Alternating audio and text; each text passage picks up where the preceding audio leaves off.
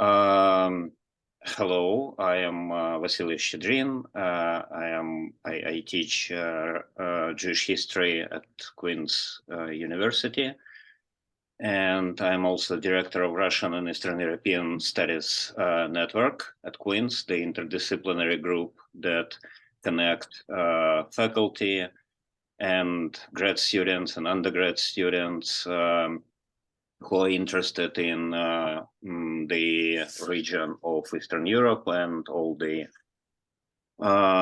issues and questions and problems pertaining to that region. And our goal is to bring awareness about this to Queen's campus and larger community by making events, film series, talks, and so on. I would like to start this event with the congratulations to our undergrad students who finally ratified their Eastern European Russian group called Russian and Eastern European Studies Society, and now is formally part of the Queen's University officially.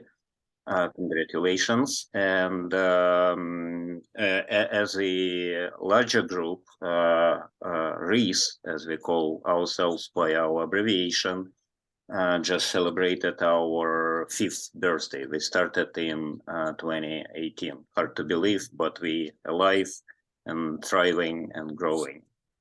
Thanks to all of you. And today we have the invited speaker, who will introduce us to the archive and archival resources for teaching and research. Before introducing her, let me say a few words about the archive as a phenomenon. In academia, we move between the places. We move between our offices, classroom, library, archives, conferences, public meetings, administration meetings, and so on. And in fact, it's hard to say which place on campus is our home. In my experience, I often call home the archive or archives which I visit. And it's since the time I worked on my dissertation and I visited lots of Ukrainian and Russian archives, I do remember archivists who facilitated what we do and how good they were as hosts, how helpful they were, and how often they feature in the acknowledgement parts of our books, saying thanks and expressing our immense gratitude to these people who have this material for us. And it also, the archive is also the community building institution for academics, especially as historians, we are pretty lonely, work on ourselves, sometimes meeting at the conferences. And for me, the material thing that is found in every Soviet and post-Soviet archive called the, in Russian it's called List использования, in Ukrainian Arkush Використання, and in English it's best translated perhaps as the usage sheet, where every researcher who works with a certain material puts the name there and date where this person worked with these materials. And that's virtual community. So I know who worked before me on these same materials.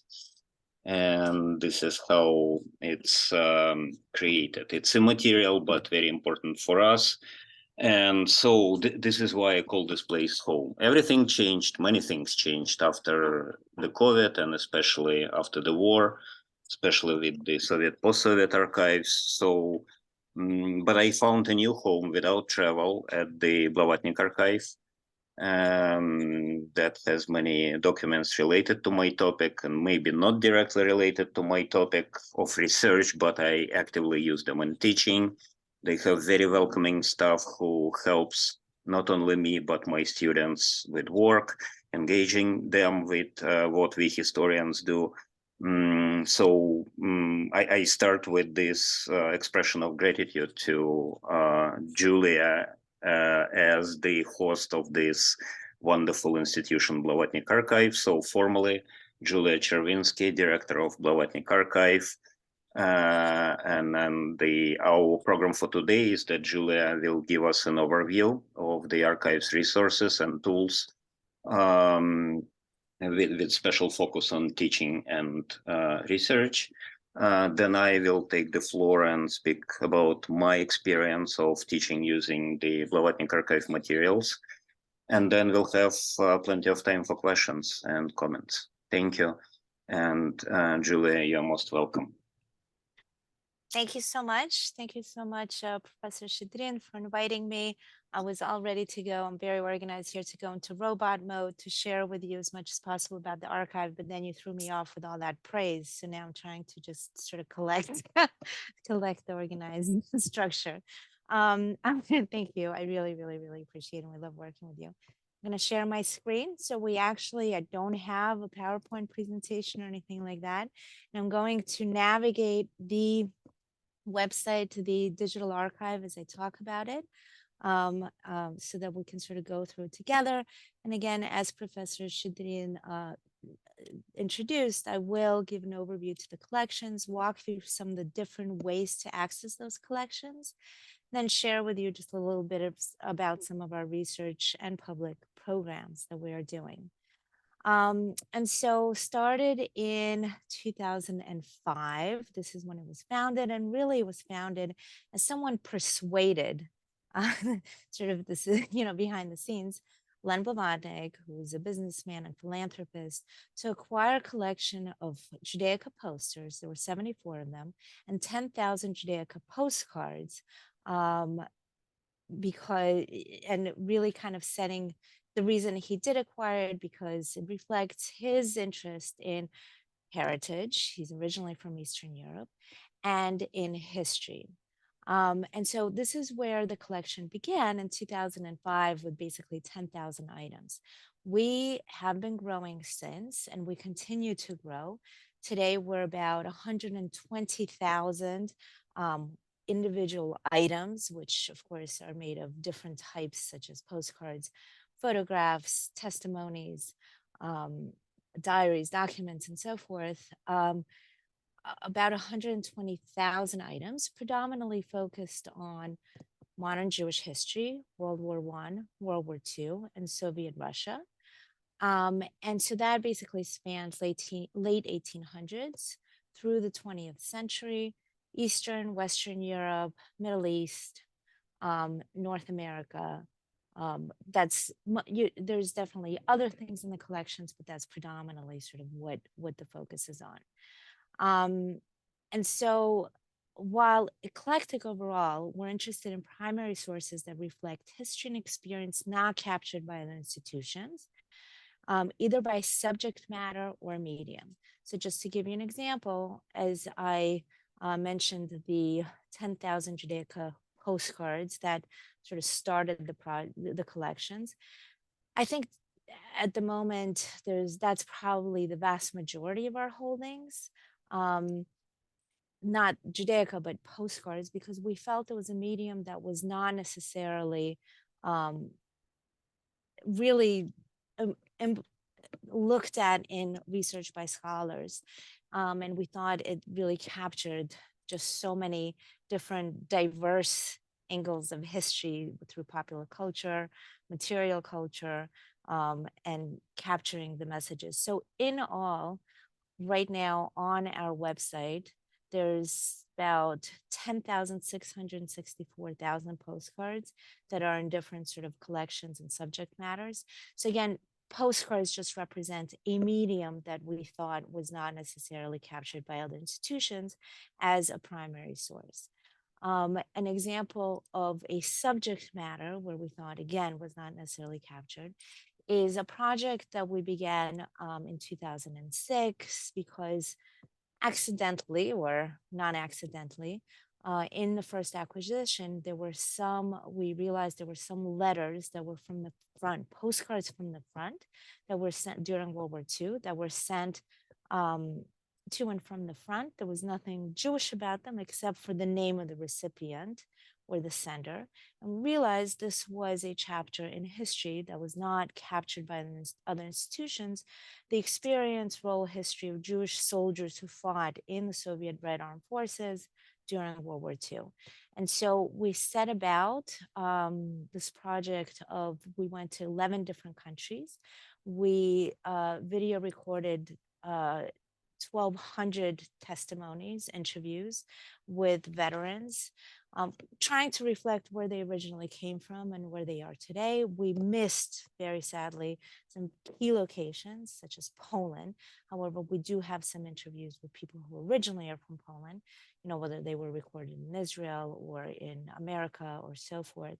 And for each one of these interviews, we came on site and we asked the veteran to bring with them their personal archive. Some, of course, did, some didn't, which we digitized on site. And so along with the story, the biography and so forth of each interview, we also have their personal archive, personal collections, as well as the full interview. And I'll get into sort of the layers within the material that we captured. So that's one aspect of the collection, sort of what we look for and what is added.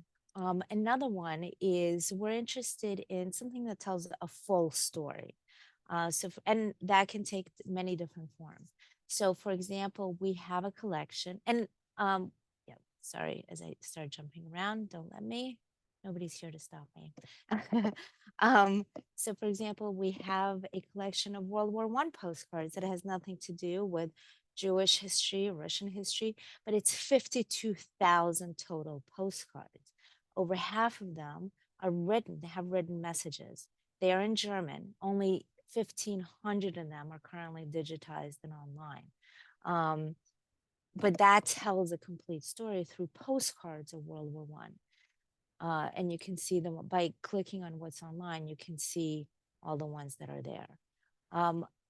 We have a collection of Moscow State Yiddish Theater, or Gaset, which possibly Professor Schedrin might mention later. But the unique thing about this collection is that it came from two members of the troop itself. So it's through their lens and what they collected and archived. And this collection is fully available and cataloged online. So that means every photograph, every piece of communication that was there. Let me just, if we look at letters that are within the collection. So it tells you when I access the collection, it actually tells you what types of items are available in each one. So for example, if I want to see my letters that are in this collection, I can access them. I can see the letter itself and read the transcript or the original. So we consider that tells a full story of a theater through the eyes of its members. Just to give you another example, would be the correspondence between one couple. How can this tell a complete story? Because this correspondence between one couple is comprised of over 650 letters between that couple, 1942 to 1944. And they are young, passionate Lithuanian communist Jews who in the beginning of the war, he goes to the front, she's in evacuation, raising a child. And so it tells you a complete story of their experience, although it's between only one couple. So that's just one of the things we look for when we're looking for a new collection. Last example, just to show you, is the Leningrad published postcards. We have a collection of over 1,300 postcards that were published predominantly during the siege. And I'll return to this in a little bit. We're doing a project about this currently. And finally, we do look for materials, new collections that complement our existing collection.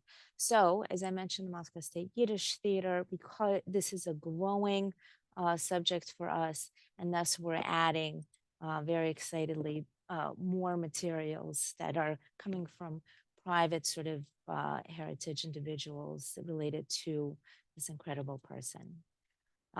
These are all also online. So even though we already had material on this, of course, the collection will grow as the subject grows. And finally, visual impact is important for us. We want to be able to tell these stories. Visuals are very, very important. I started just showing you a little bit of how to access these and how to access these items. So if we go to browse, and this is across all the collections of the 120,000 and growing items, currently 16,000, almost 16,500 are available online. Everything we do is item based. I'm just going to take a step back. We made the decision shortly after our founding to become a digital archive. This wasn't, we decided not to sort of build a brick and mortar institution. We certainly have physical holdings. They are available. Not everything, but they are available for anybody to come and visit. But we have built a digital infrastructure specifically to completely provide open access and many layers of sort of metadata that can be cross-referenced, leveraging the tools of technology that can help research and analysis. And so just to give you some examples, these are on the left here, all the ways to, first of all, of course, one could simply search any word on in the search, just like in every website. Then we also have provided all these different layers of metadata that can be searched throughout the collection. So obviously by type, collection, subjects, and when you, there's see all to see all the different sort of, so if we look for civilian experience, let's say, there's these other buttons that, for example, evacuation of civilians. We can apply that. And that will tell us for that metadata term, what are the results of different types. So there's, we know that it's mentioned 140 testimonies, and I will return to what these segments mean, which is exactly where they're actually mentioned. That you can look at letters that talk about evacuation. Those letters should be transcribed and translated if they're available online. At least the source Russian material is. So subjects is a way, contributor, those are the artists or the editors. And some collections will have more contributors than others. Not everything is cataloged to the same level. We absolutely have lots of items that literally repeat the name of the file. I'm not showing those to you, but they're there. So there's definitely various degrees. So let me just show you. If we look at subject anti-Semitism, always a fun one. Again, just as I showed you, it tells you types where those are found. Now, obviously, this is immediately subjective because somebody had to put those tags on. So not everything necessarily is tagged as it should be, but it does give you sort of an overview, I think, picture of sort of what can be found there. And so if we go into an item detail, I'm just going to go ahead. As I mentioned,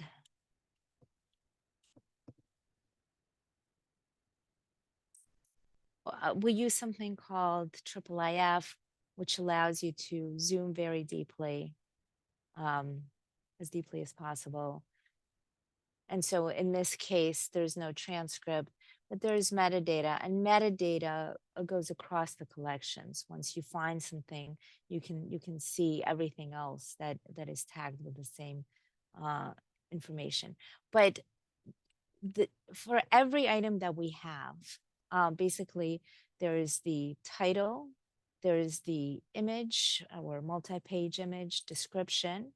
There are these tools here that allow you to sort of rotate the items and do other things with them. You can save to a folder, and I'll show you what that is. So you can create folders. All you need is your name and email to create a folder. You can name that folder in anything you want. So you, as you're searching, you can collect your search results into a folder. You can export freely the record. You can export to your computer the image, you can export the transcript, you can export the record, and you can save it to your computer for use at your discretion, of course.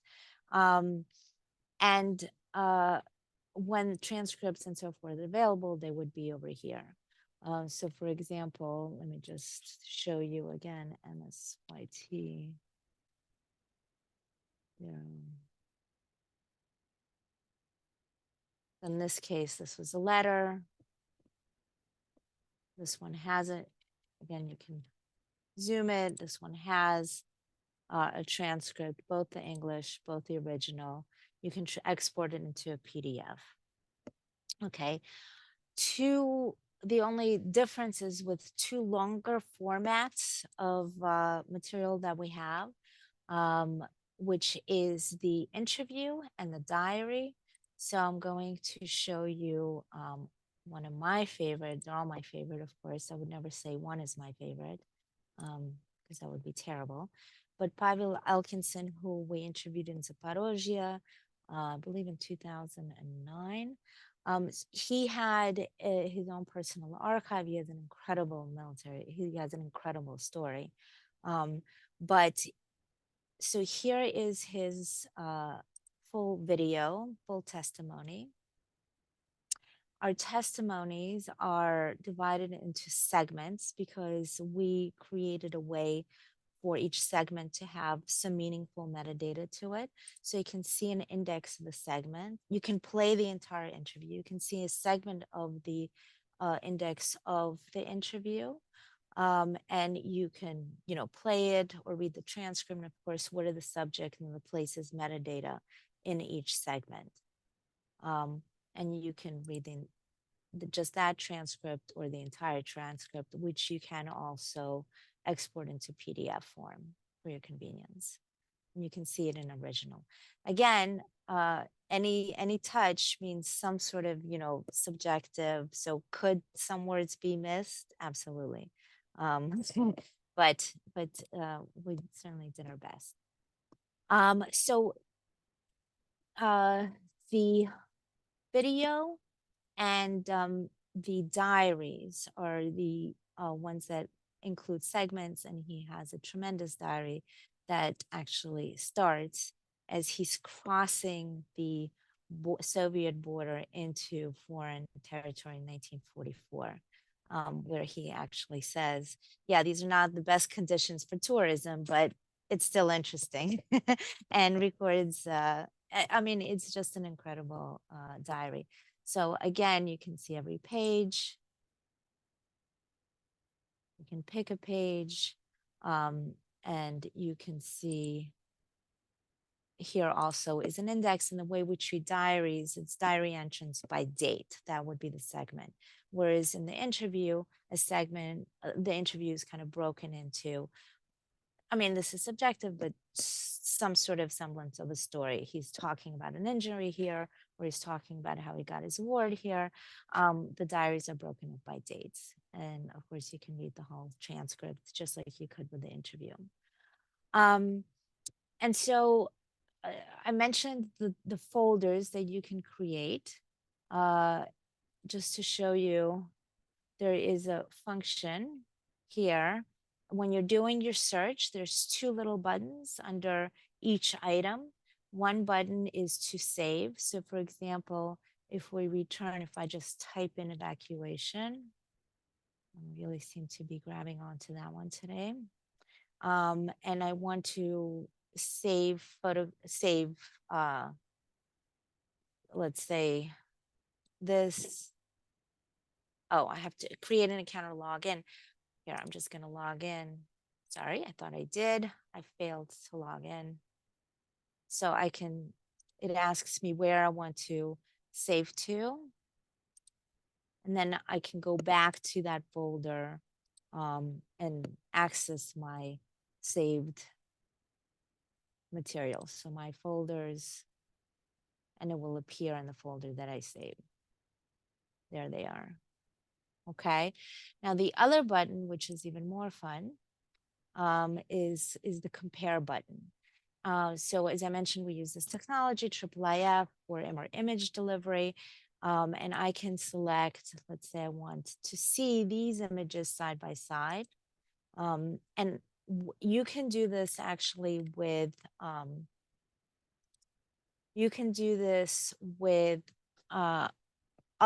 so any institutions that uses IIIF, you can compare images in one platform. And I'll just show you just from ours, not to take too much time. And let's say I just select one more. I just want to see my photographs. Here are my evacuation photographs. And so they have been building down here, compare. And I can sort of make notes on the things that I've chosen to compare. There's tools like annotations here and things like that. And I'd be happy to sort of show you, later how to use those. Or so just some of the research tools that are in sort of this digital archive to help both find material as well as work with it. And I wanted to just touch base on some of the programs that we're working on. Really, everything you have seen is a culmination of us very much focusing on the scholars and the research. And for that target audience, sort of providing all of those tools, trying to create an enriched virtual experience, while still the access to as close to possible physical holdings. And so that's the reason for sort of some of these kinds of tools that are here. We are now also working towards the public, digital storytelling, the interpretation, the analysis. And so some of the programs, actually, I'll start with the program that we just launched, which is our remote fellows, which is right over here. For the first time, we selected, or we had wonderful pool of candidates, and some will be working with our materials in a remote fellowship where they'll be researching some of the materials in the archive, using it for their own research scholarship, and so forth.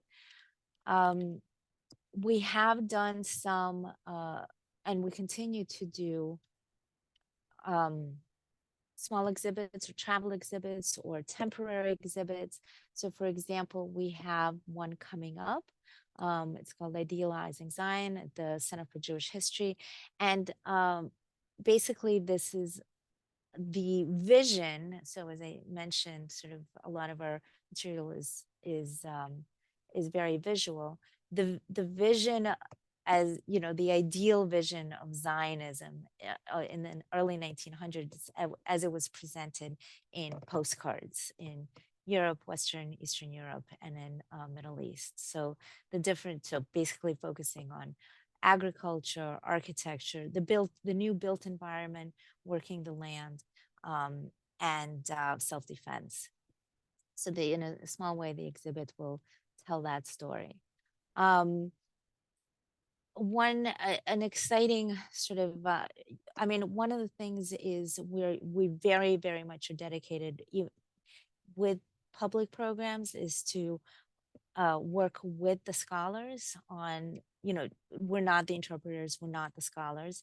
So trying to create stories that are visually engaging, but based on scholarship. So uh, we'll go. Vassili Professor Schedrin worked with us on creating a story about Mikhoils, where we really try to focus on small, digestible sort of lengths of content, along with rich visuals to reach the public in that way. I would say probably one of our most effective what we've seen, one of the most effective responses from a young audience is to video clips from the testimonies. And so we had a traveling exhibit, and I say had, very, very sadly. It opened in Paris. It was about Soviet soldiers Jewish soldiers in the Soviet armed forces, which was traveling. It was created for the 75th anniversary of the end of World War II. It opened wonderfully in Paris at the Russian Center, January 2020. It was shut down for COVID. And then it was supposed to reopen in Berlin in March 2022. And so it's been shut down and is never going to come back. But for it, we created these video compilations that are still fantastic. And so, for example, experience of Jewish soldiers, or their encounter with the Holocaust, or women, or daily life on the front through these video compilations. And I would say students really react to these videos, as well as adults. And finally, just the last sort of program that we're working on, I'd like to share with you, is based on the siege of Leningrad. And is it here? I do not even see it. This is a long sort of developing project where we're working with scholars. We are just finishing a NIH prototype grant focused on the Siege of Leningrad postcards. This is a digital project for the public grant. We're now just submitting for production. And through these sub-themes, kind of through the lens of looking at these postcards through the lens of propaganda, and the artist experience and need for communication in a time of isolation and trauma, creating a website specifically focused on those themes with close readings and interpretations of the postcards. So for example, kind of following the New York Times model. So for example, taking a oh, did I lose it? I might have lost it. Let me just see. There it is. Nope.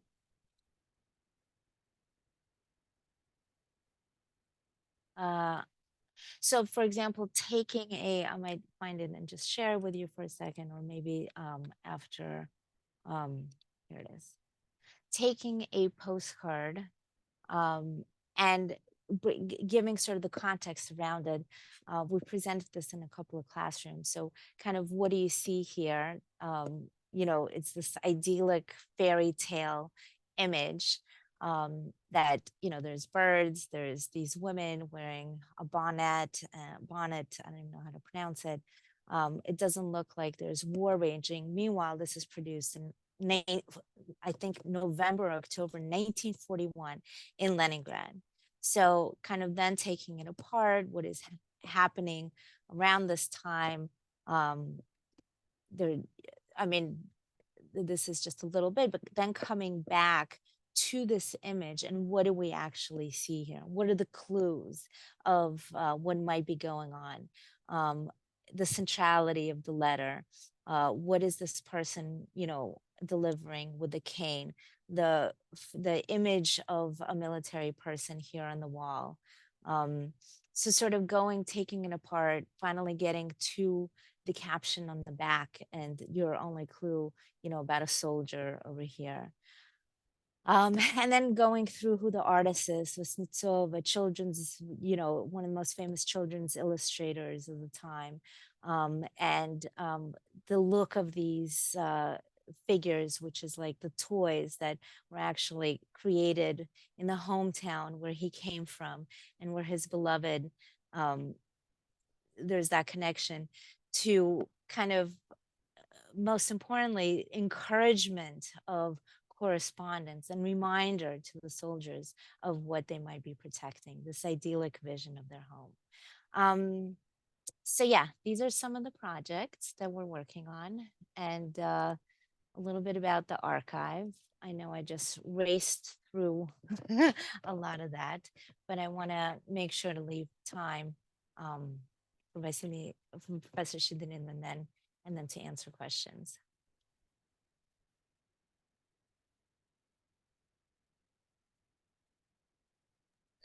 Thank you very much, Julia. And can you stop sharing the screen? Oh, right. Yeah, it's fine. I perhaps Stuck I on. need Sorry about that. yeah, this sharing too. It's fine. Thank you very much for this very informative and I believe stimulating introduction. And I will talk about my personal experience trying to to approach it in a systematic way. Which may be helpful for you, but of course, if you decide to use this, of course, you go your own way. But perhaps my travelogue, as I took notes when I was teaching, would be helpful as well. It's I mean, at all in my I'm talking about two classes where I use this archive most. First one was the history course seminar that I taught for the Department of History at Queen's, which covers, in terms of the subject matter, the entire Jewish history, from the Bible to the end of the 20th century. But in terms of the learning outcomes, this class is focusing a lot on the developing the skills of the future historian. So it's the first seminar the aspiring history majors take. So they come totally uninitiated. So they need to learn how to write, how to read, what is the archive, what is the monograph. They struggle with the term historiography. They don't have any knowledge of sources and so on. So and the second class was the sort of an opposite of this. It was the serious seminar, which had the very narrow topic, the Jewish National Theater, on the example of the Yiddish theater, Gasset in Moscow, and Hebrew theater, Habima, that also started in Moscow. And that course was in Russian, it was online, and it was for the Free University of Moscow, which is now pretty famous because it joined the ranks of the so-called undesirable organizations in Russia. So I would be careful with using my name in association with this. That course was like a grad seminar for mostly grad students or even serious researchers who study topics related to Jewish theater, Yiddish or Hebrew, whatever, from very different angles or disciplinary approaches: theatrical studies, performance studies, history, Yiddish literature, or whatever. So, and in the I will mostly talk about the first one, the undergraduate class. Julia did presentations for both times when I taught these classes. One, it was like COVID year, so she did it online. Second one, because Julia is in New York, it's not COVID, it's in person. So it happened in hybrid format. Julia was online, I was in class. That one worked better. I mean, the hybrid, because it was very interactive, unlike the totally completely online one. So I had a chance to talk and interact with Julia, with the presenter, and with the students. And we even have some sort of exercises that we did in real time. But I would divide the engaging the archive and teaching in three stages or areas. First one is the encounter. So Julia's presentation is the first step in the encounter. I also I announced that meeting. I ask students a week before the meeting to go to the website, to check out different areas on the website, to click, to try searches, and prepare questions for Julia, for the presenter, concerning the particular documents or collections or topics that caught their attention while they were browsing the website.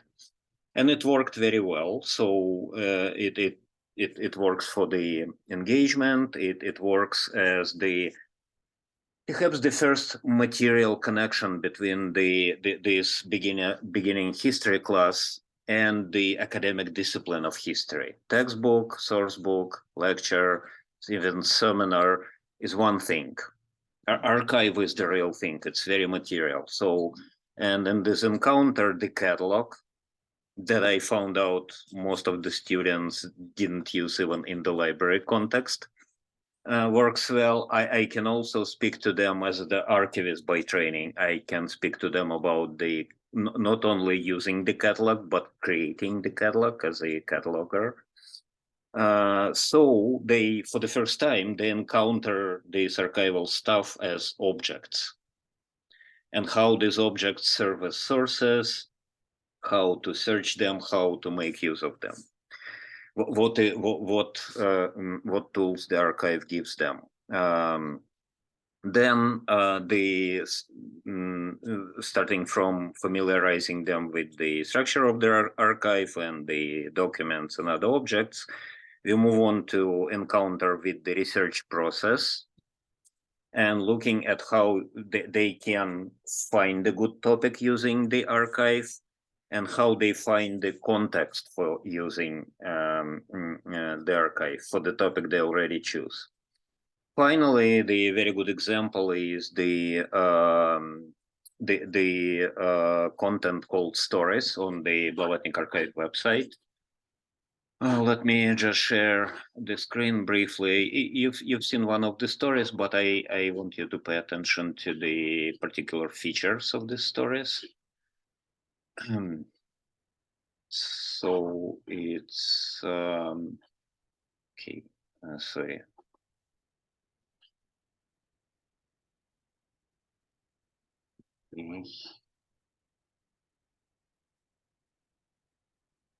Okay, this one. This is the story about the Masonic exhibition that happened in Belgrade in the fall of 1941.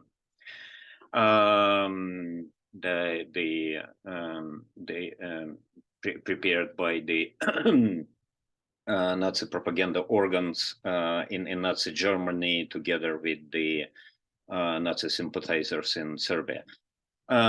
So it tells the story. Basically, it's a part of the Jewish history, the history of the anti-Semitism, the connection between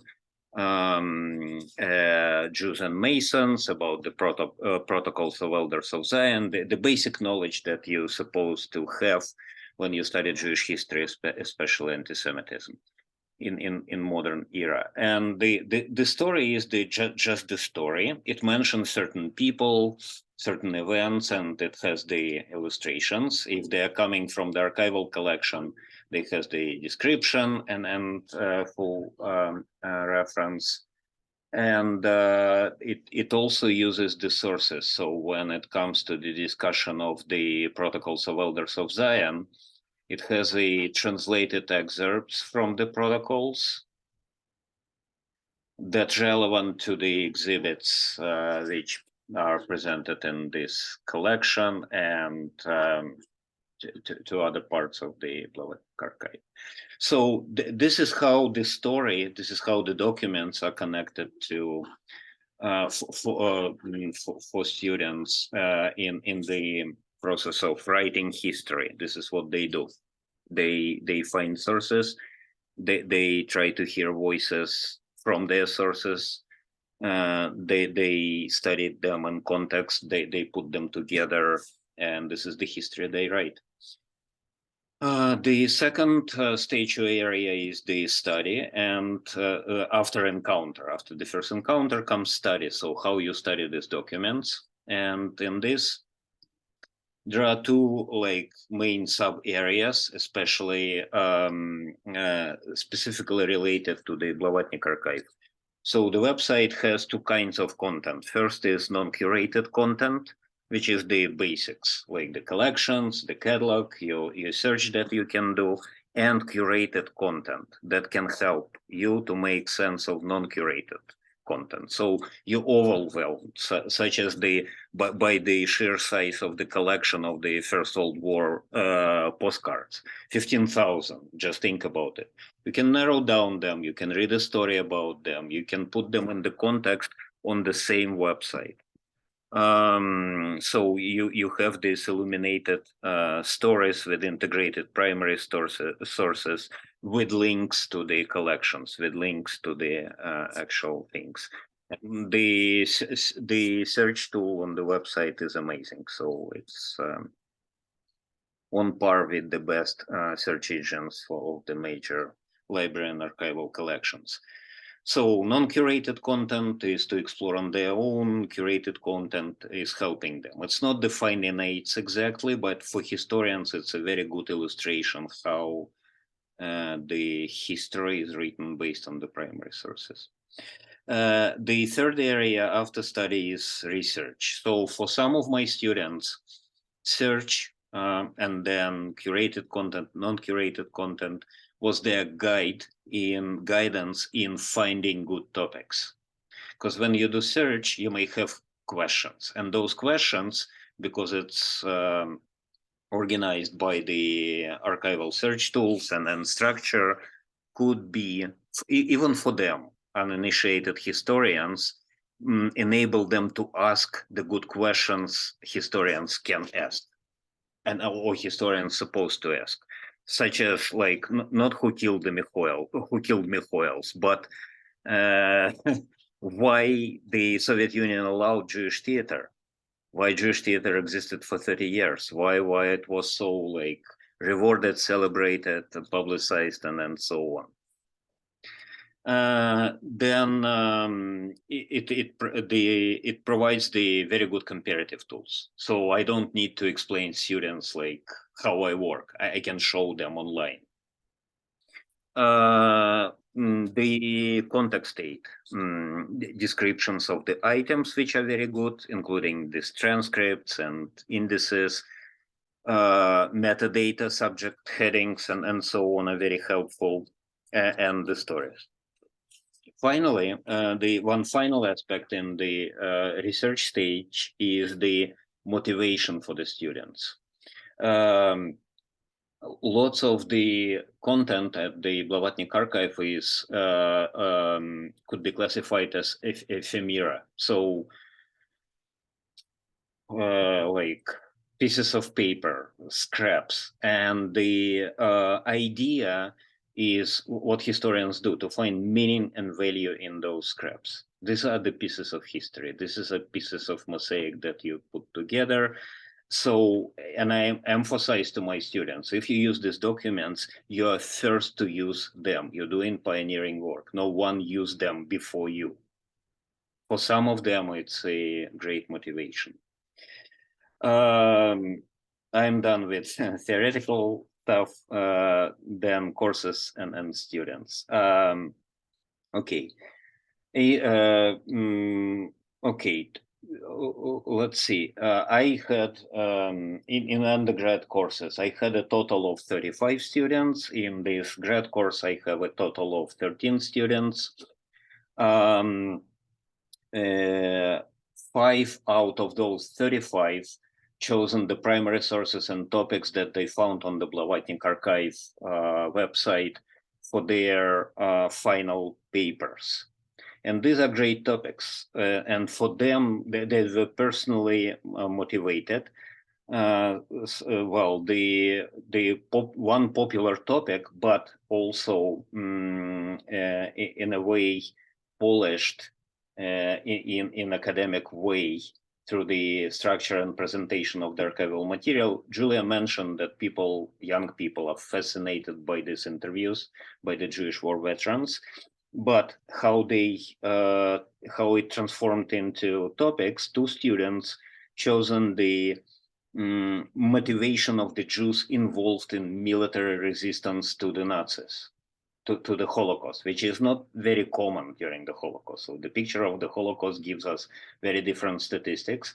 So I had two excellent papers on that using the archival materials. Other person of British descent found out that in Great Britain, in the interwar period, there is lots of anti-Semitism and even its own fascist party. So he studied the anti-Semitic postcards, comparing those published in Great Britain in the interwar period and Nazi postcards published in Nazi Germany, finding the differences between, not between the cards, but how differences between the cards tell you a story about the difference between Nazi anti-Semitism and British fascist anti-Semitism, which is a great paper as well. The Daniel is going to write his grandfather's story, illuminated by the archival findings. His grandfather, if I can share, left a diary, autobiography, which is like several lines.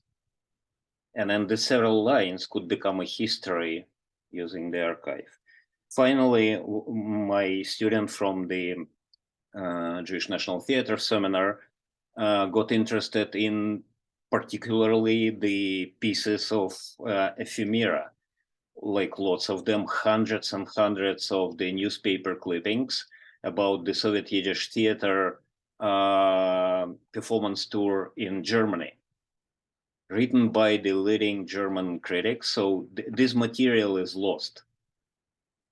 There are like perhaps less than a dozen quotes that move from one monograph to another monograph to another monograph. Here we have several hundred. So her German is very good, and she's going to use them. And she is she does a master's program in performance studies and in Yiddish literature. So it's not theater, but it gives her important material. Thank you very much, and I open floor for the questions.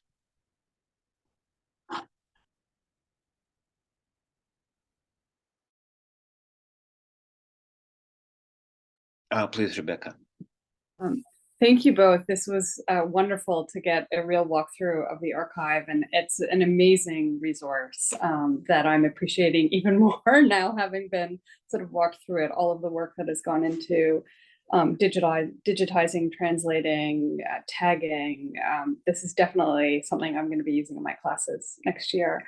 I wondered if you could tell us more, Julia, about what, like, the sort of these collections that are partially digitized. Are there projects to digitize those fully? Are these things we'll be coming back to? How are the decisions made about what to digitize and what not to digitize? The decision is to digitize everything except one collection that we haven't decided on, which is on site. It is about 25,000 postcards, 1933 to 1945, of the National Socialist Party.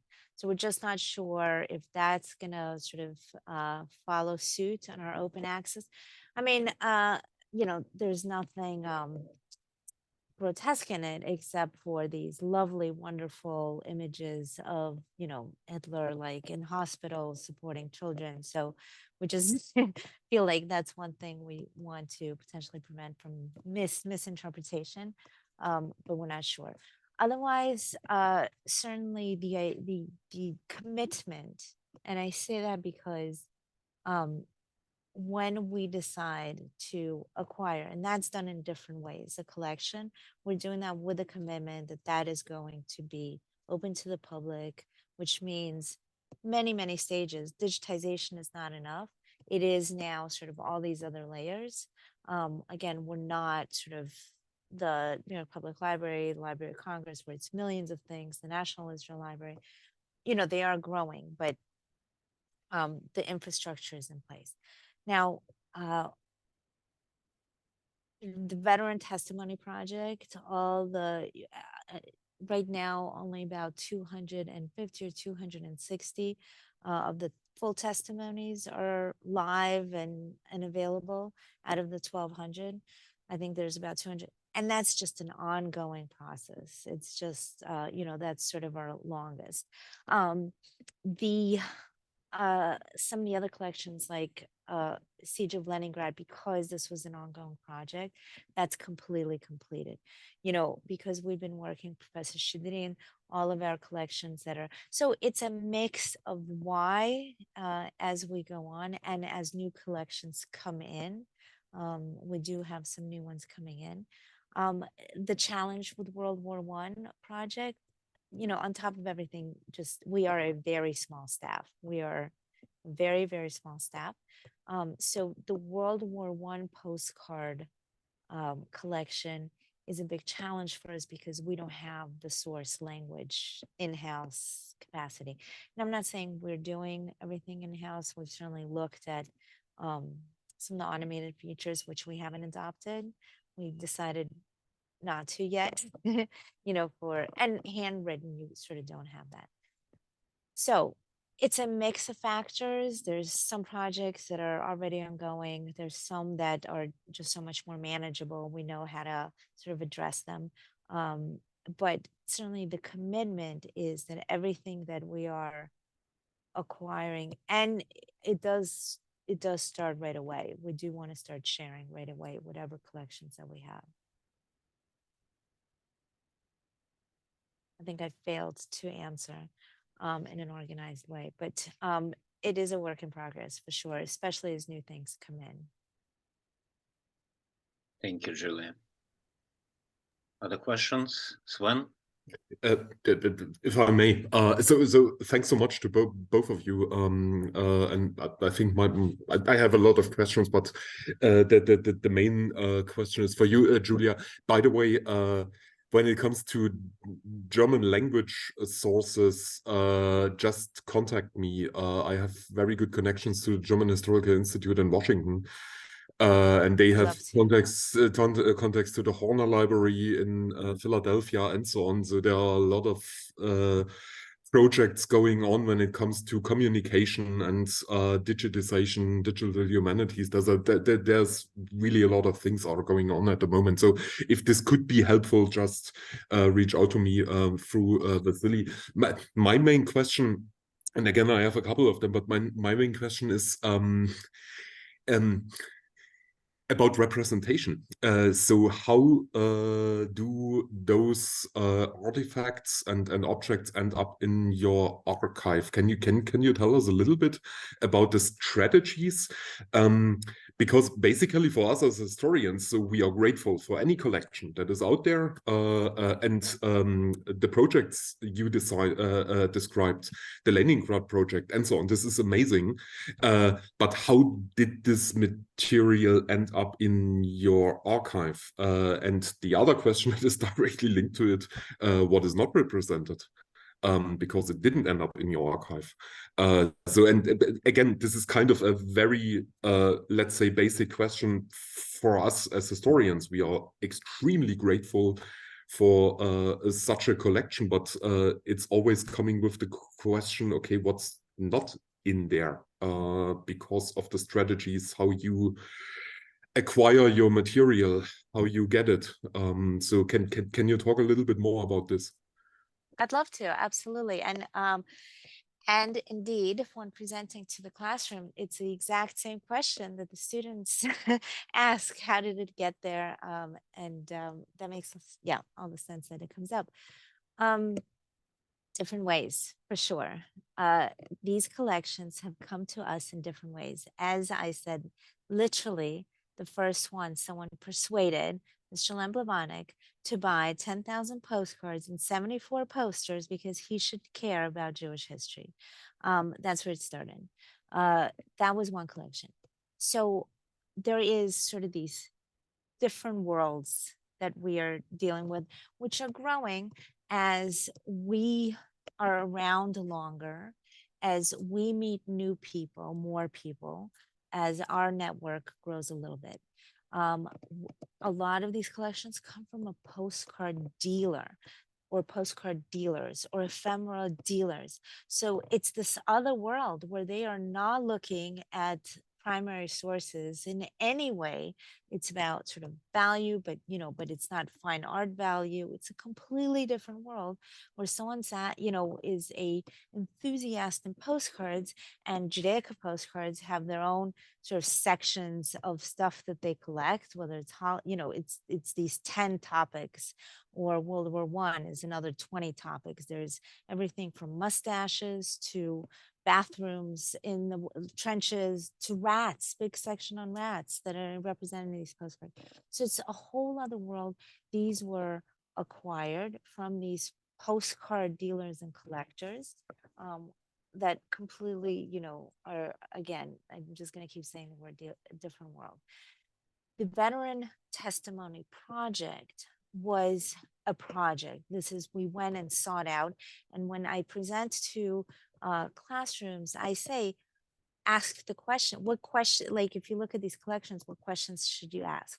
So in this case, these are they were all born between 1919 and 1925, but predominantly 1921 to 1924, who we have the testimonies with, because they were alive when we went to interview them. We obviously didn't. So that was a project that we went out because we consciously said, this isn't captured by the Holocaust institutions. We see there's sort of this need for this information to be saved, preserved, while we can still do. And so we consciously went out there and created that archive and collection. And then in some cases, it's again because we're growing and people see what we're doing. Professor Alison Rowley, for example, we met at a conference. I read her book on postcards. I got in touch with her. She has accumulated material for her research that was sitting in her basement that is incredibly visual, and she's done so much work for us. She wanted that shared, so she's donated to us that collection that then she worked with us on making that live. We're working with so that first Moscow State Yiddish Theater collection came from, I don't know how, from that same postcard dealer, because the two people originally sort of sold them. And now we are building upon that because of a relationship with Professor Schedrin and his knowledge, now scholarship-based knowledge of really the actual people involved in this. And the last thing because I failed to answer another question, except for I can only tell you the truth. So yeah, there's some institutions say there's provenance. I think in our case, it's not just provenance that comes with a piece of paper. There's like a story to how this was brought together.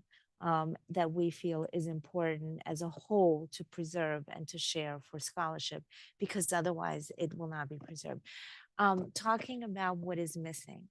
So this Leningrad Siege postcard, obviously the most fascinating thing is how to show what is not being shown in these incredible postcards. And so omission, that the sub-theme of omission is one of the themes of this project. And we're working with Professor Barskova, we're working with Alexis Perry, so we're very much aware and conscious of what do we need to do. We don't want to, we're not the ones to interpret, but to work with the scholars to help us sort of help people understand or give context or give some sort of framework to this. Thank you very much. It's amazing what you are doing. It's thank you. It's fascinating. Thank you. It is amazing. Also, it's so unique, Julie, to see that combination of the collections and the stories, because you're right that, I mean, this is a fascinating collection, these postcards, but to present it without even making viewers aware, users aware of what is not depicted would be problematic. And so the stories, which only focus on a few, do that sort of work for visitors, viewers, I don't know what you call it, students, scholars. It's amazing. Even, we have this collection that's specifically outside of the Judaica postcard. Obviously, Judaica postcards all have the anti-Semitism section. Can't do without it. But we have specific anti-Semitism collection that someone collected over the course of many years based on the rareness and the value in this postcard world. And so, yeah, we have this crazy volume of hate, which we need to sort of, address at some point, in a good way. Okay, thank you very much. Thank you very much, Julia. Thank you, everyone, for attention, for thoughtful questions, and hopefully now we have a connection, and probably that connection works out, and the Blavatnik archive will become home for more people, in addition to myself. Thank you very much. Thank you, Vassili. We'll follow up with our questions with you in person. So Thank you. Yeah, Thanks please. so much. Thanks so much. Thank you. Thank you. Bye-bye.